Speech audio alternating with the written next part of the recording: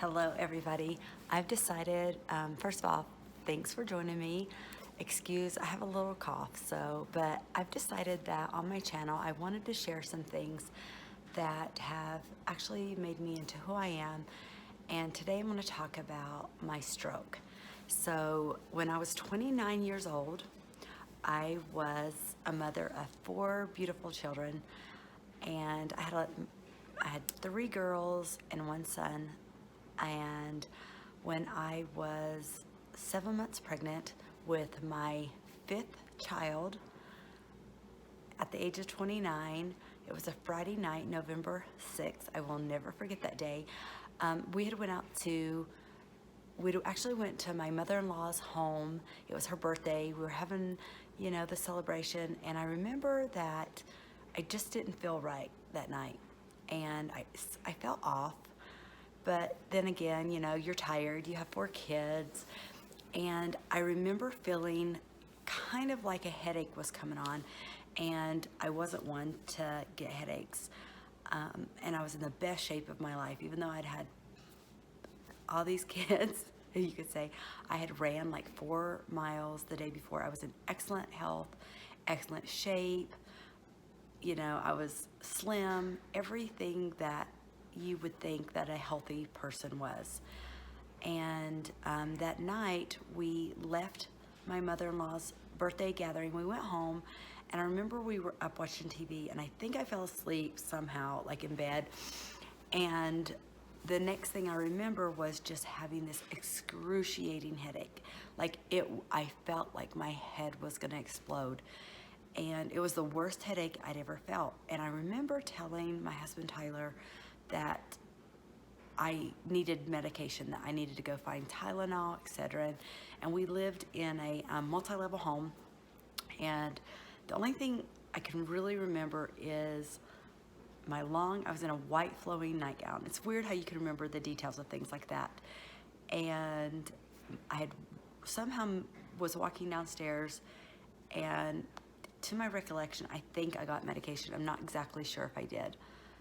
And by the time I got back upstairs, I don't exactly remember exactly how it happened, other than Tyler, who was a doctor, I remember saying, I think I'm having a stroke. My husband, who was a doctor, told me that that was not the case, that I was mumbling words, and that obviously something was wrong. He sat me down. We had this big tub in our bathroom, and I remember him sitting me down there. And this is probably, I want to say about 11:30 at night at this point. He sat me down on the side of the tub, and he started doing, reflexes on my knee, and was trying to see different things. And I remember just kind of almost blacking out. My girls were at their dad's home that weekend, and Tyler and I had our 1 son together. So I'm not going to get into that whole story, but just so you know, so we only had 1 son, a baby under the age of 12 months. Yes, he was probably almost 12 months, but he was in his bed, and I just remember Tyler saying, we're gonna go to the hospital. And he went and got our baby out of the bed, out of his crib.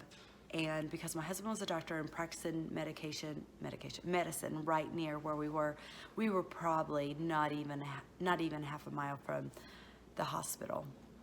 And Tyler helped me get into he had a Tacoma truck. I remember that Tacoma truck, and I think it was lifted. And I just remember getting in the car, and the next thing I remember is we're at the emergency room, and as we're going in, I just remember looking and thinking, something's not right. And as soon as we walked in the door, my husband was trying to help me, and carrying a baby in his arm. And the nurses, I recall going into the ER, and the nurses looked and they said, Dr. Collins, what are you doing here? And I'll never forget the words he said. My wife is 29 years old. She's 7 months pregnant, and she's had a stroke. And I remember that, and everything went blank. So what happened was my body shut down. I could no longer talk. I could not see. I could not move. And I was in the ER room, and I knew I could hear things around me, but I couldn't respond. And I think I was going in and out of consciousness. And I remember laying on the bed or wherever I was in the ER, and 2 doctors came in. And I later found out one was a neurologist, Dr. Howe, who was amazing, by the way, and the other doctor. And as they're looking at me and going over everything, they were like, this is Dr. Collins' wife. She's 7 months pregnant. And as they were going through everything, I'll never forget the one doctor saying, I don't think she's going to make it. And I remember laying on that bed and pleading with God, like, to let me live. And I thought, no, this isn't how it's supposed to end. And I couldn't communicate. I couldn't talk. Everything was black, and I was so scared. And I remember that I just spoke with God, and that I told Heavenly Father, I said, as long as I'm not a burden to my husband and my children, please let me live. And I thought about my little girls, and I had 3 girls and a son at this time. Taylor, Gentry, and McKay were my girls. And I had my children really back to back, as you can imagine. And Taylor was not even 5 years old. And Gentry was not even, she was like barely 2. And then I had a daughter that was, oh no, I take that back. So they were like 2, 4, 3.5, and like, yeah. So they were like, see, I can't even remember, but they were all under the 3 girls were under the age of 4. And then my baby was going to be turning 1. And I just remember just being, he was 1, sorry. And I was just overwhelmed. And what happened was I just talked to God. And I will tell you that when you're really scared and you're thinking this is the end of your life, that it changes you to the core. And I thought of a lot of great things in my life, and I thought about my children, but I also thought about things that I wish I would have done differently.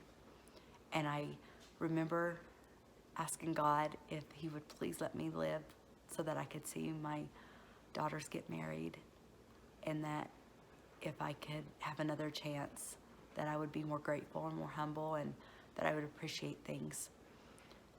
And I knew that my husband would be okay without me. I knew that. Like, I had faith in that, but I knew that the kind of mother that I wanted to be for my children, and the life I wanted them to have, that I wanted to be a part of it so strongly. And so I told Heavenly Father that night, I said, I will use my life in a positive way. I didn't know what that meant, but other than that, I would want to make a difference in this world, and that I would be grateful for each day that I'm alive. So that night, I kept going in and out of consciousness, and I woke up maybe the next day or the day after, and I just remember waking up, and they had put me in the room, and I was actually in the maternity ward because I was, like I said, 7 months pregnant, and my son Zach was 1 in October, and so this was November, so I take that back. He was 13 months. So sorry about that. I sometimes that's video for later, but how the stroke has changed me. But I woke up, and I remember looking around the room and just sobbing.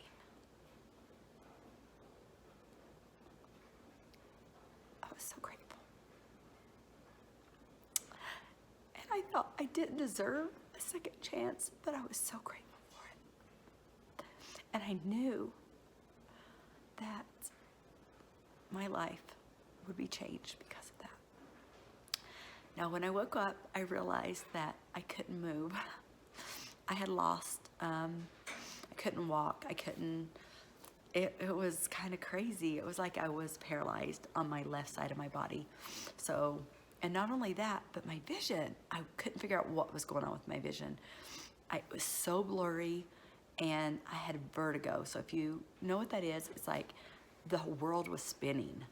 And so I remember I wanted to get up out of bed, and they're like, no, no, no. And the rehabilitation was going to be huge for me. Like, so I had the physical therapist come in, and they explained to me that I needed to figure out my new. And a lot of people thought my new was going to be that I couldn't walk anymore, or that I would be, maybe I had been, there's all kinds of things that can happen, as you are aware of, when you have a stroke. So what happened was, I tried to get out of bed and I couldn't. And I remember there were 2 physical therapists there, and they gently tried to help me up, and I just couldn't walk. I couldn't feel anything on the left side of my body. My face, my arm, my leg. Not only did I feel like, I tell people, if you've ever had a stroke, I felt like I had been zapped, and that every bit of energy was gone. So here I was, vertigo, couldn't see, couldn't move, couldn't walk, and I had some people tell me that I would maybe not be able to walk, I wouldn't be able to move, I wouldn't be able to ever see the same way again. But yet I was happy. I literally just remember telling my husband, can you get my girls here? They were with their dad. I had remarried. I was married to Tyler, but they were at their dad's house. And my 3 little girls, I just wanted to see my children. And I said, please let me see my children. And I was so worried, like, what would they think? Like, I think about that, like, what did these 3 sweet little girls think when their dad told them that their mommy had something bad had happened to their mommy, and that their mommy wouldn't probably be the same? And I will tell you, the power of prayer is real. Everyone who went to church with me, my neighbors, there were hundreds, literally hundreds of people that prayed for me, and I felt it. And I had a neurologist, and I'm not going to mention names, and it's not the one I saw in the hospital, but another one came to me and said, you are another stroke waiting to happen. She goes, you could die at any moment. And they couldn't figure out at this point why I had had a stroke, what was going on with me. And anytime you have a stroke, you probably know this, but they're monitoring everything. And I was off the chart. Like, I was just, my body was not adjusting well. And so I should have died. And the fact that I woke up, I was just so thankful. But then the neurologist scared me so bad, you guys, I started having panic attacks, starting from the time I was in the hospital. I don't know how long I was in the hospital. I don't even remember I remember some of the visitors that came to see me. I remember when they finally let me go home, and I think they let me go home a little bit sooner than normal because like I said, my husband was a doctor, and even though that wasn't his specialty, he was a medical doctor that could do, his specialty was podiatry, foot and ankle, but he had, trained and knew everything that he needed to do to be able to help me. And I had to take shots because I was still pregnant, by the way, and I should tell you that everybody thought I was going to lose this baby, that this child within me would be severely affected. And I will tell you, I was at the hospital and people were saying things to me, and I knew that they thought, she's just in denial. This girl's in denial. She can't move, she can't speak right, she can't see, she's pregnant. I'm emotional, crying all the time. And someone said, are you worried about the baby? And we had had an ultrasound, so I knew this baby was a boy. And the baby was, I later named him Tyler. So Ty was within sight, he was inside me. And you guys, I knew, like, I can't tell you other than God told me that he was going to be completely normal and that he was a gift. But he also told me that this was my last baby, that my body was done, and that I would never be the same. So I knew that. So fast forward, I'm home. My husband is giving me, I can't have Coumadin because for blood clots, because they weren't quite sure. Did I have something from my heart that did I have a blood clot? And I will tell you, I had the worst veins that were bulging, varicose veins, that I truly, in my heart of heart, I believe that had something to do with my stroke, because I later, after I had my baby, I've had 3 surgeries now for my veins, very big. I've had vein stripping, and not even a year ago, I had where they went in and they cut out more veins. And I am the girl that's blessed, yay, with the worst veins in the world. Varicose veins, but those big, deep, ugly things that come out of your legs, that's mine. So I delivered my baby a month after I had my stroke. I had my stroke November 6th, so the following month, December 18th, I was still not obviously 40 weeks pregnant, but the doctors decided to go ahead and deliver my baby boy, Tyler, early.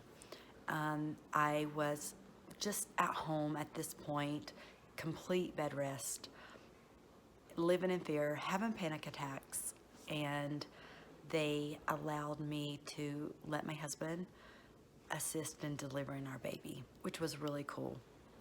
I went to a doctor, Dr. Arian, who I love so much, and to this day, he gave me a lot of comfort at that really scary time in my life. So we had this beautiful new baby, and you guys, he was perfect. He was born with 0 complications, 0 nothing. They could not tell. They did all the tests they could to see if he had been affected anyway by the stroke, and he wasn't. He was completely healthy, and I was still quite the mess. So when we brought home Tyler, we already had 4 other children. And so this is with me just being real with you, because if you're watching this because maybe you've had a stroke or you know someone who's had a stroke, this is not a easy or fast recovery. In fact, I want to let you know something before I begin to tell you a little bit about what happened. My stroke was literally almost 20 years ago. Okay, is that right? 20. So my son is 20, so he'll be, yes. So he is going to turn 20 this coming December. And you guys, I am still completely, I lost my left side peripheral vision. So from here all the way to the left, my vision is gone forever. It's gone. I never got it back. I'm blessed that I didn't lose more, but my eyesight has really, really suffered. And with that gone, and then just a lot of other stuff, my vision is not the same. Also, what I have is I'm still completely numb on the left side of my body. So what that means is my face feels like, kind of like Jell-O a little bit, like it's cold, it's just rubbery, so it's numb. My left side, my left side arm, all the way on the left side, my left leg, all the way down to my feet. So what does that mean?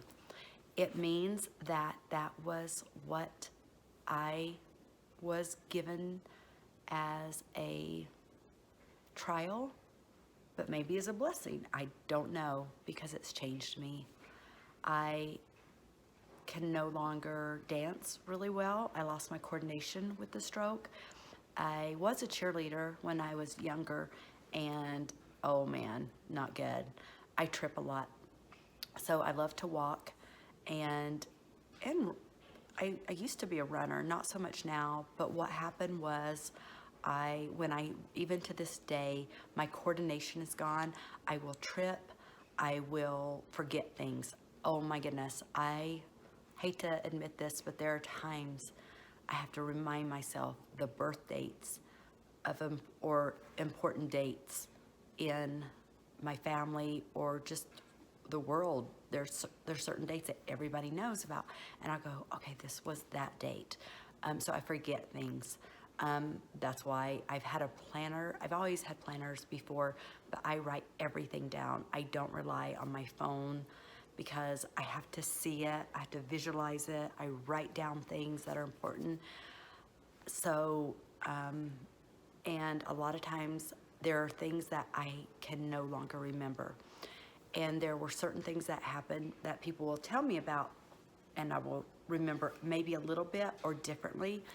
And that's hard because no one wants it. It kind of is almost like you have a form of Alzheimer's. And so I have a lot of love and a lot of sympathy for people that are going through that or with one of their loved ones, because I know what it feels like for your family or people to like, why doesn't she know that? Or for me to I'll slyly try to ask somebody what their name is again or their birth date, because I've actually forgot it, because I don't want to hurt them by saying, I forgot your birthday or I forgot this. And some of my best friends, I'll be honest, like I will know, oh, okay, their birthday's in December, but I can't remember the date. And I'll write it down and I'll remember it for a while, but then I'll completely lose it. So my long-term 20 years later is the vision loss is still there. The numbness is still there. I can move my hands. I can do so many things. I'm grateful for what I have, and it's okay what I don't have.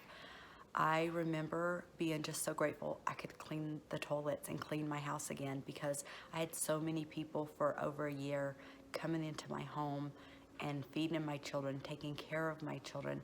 I couldn't walk because of everything that was going on. So after I got home from the hospital and after I had my son, I had to get on the floor if I was ever alone with just the two babies. And I would say, well, Zach was 14 months old when Ty was actually born. They're 14 months apart. So, but the hard part is I had 5 children under the age of 5. And it was really, really hard.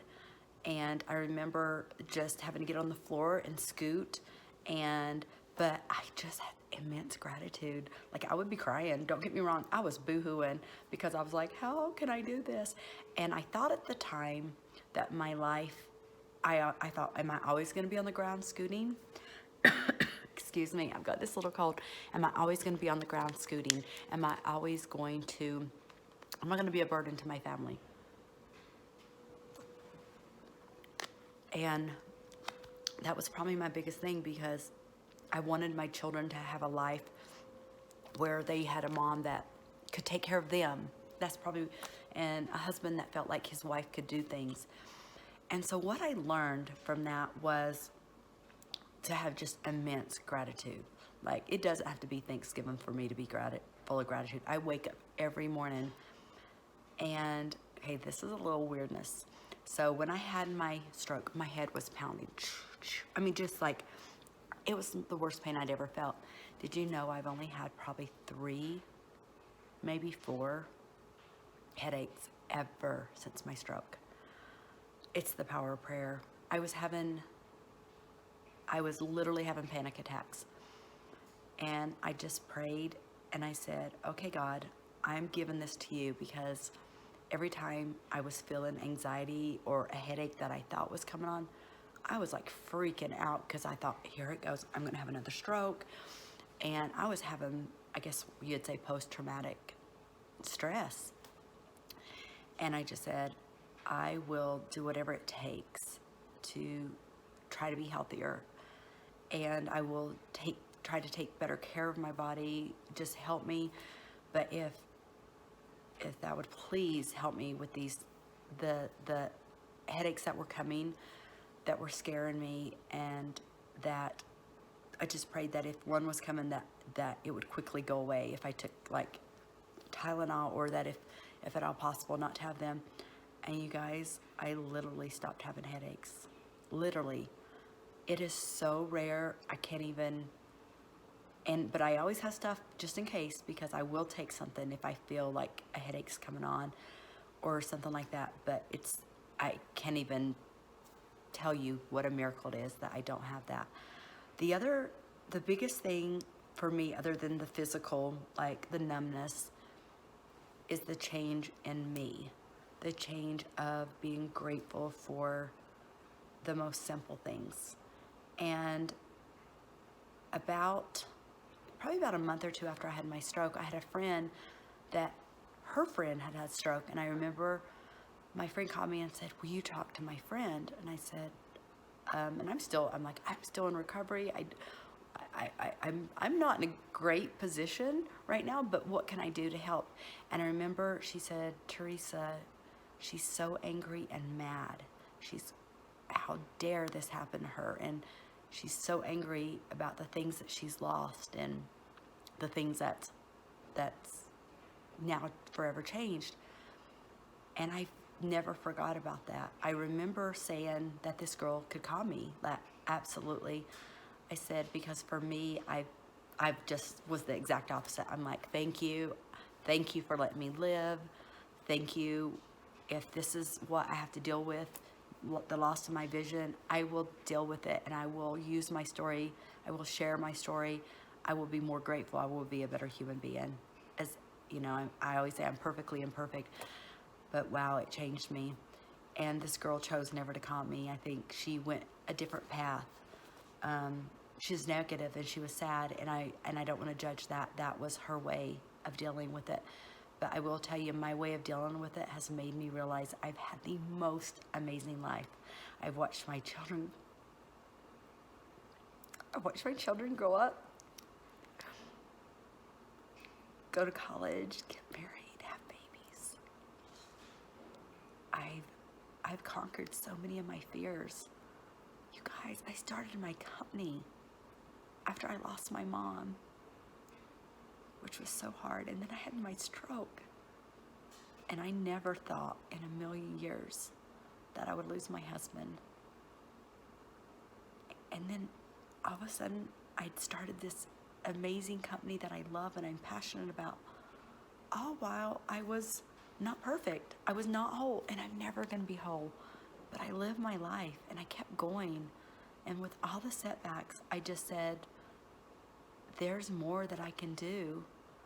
And so if you know of someone that needs to hear this message, or if you, please share it with them. I promise you, these hard times make you stronger and more grateful if you choose to let them. So if you have any questions, any comments, I promise I will read them and I will answer them. And I just want you to know that, like, life is hard sometimes, but you are too. If you like this video, make sure you like it, subscribe to my channel, because I really believe that we are meant to share our story and that we could help others, and we are not alone in our journey here. So thanks for watching today.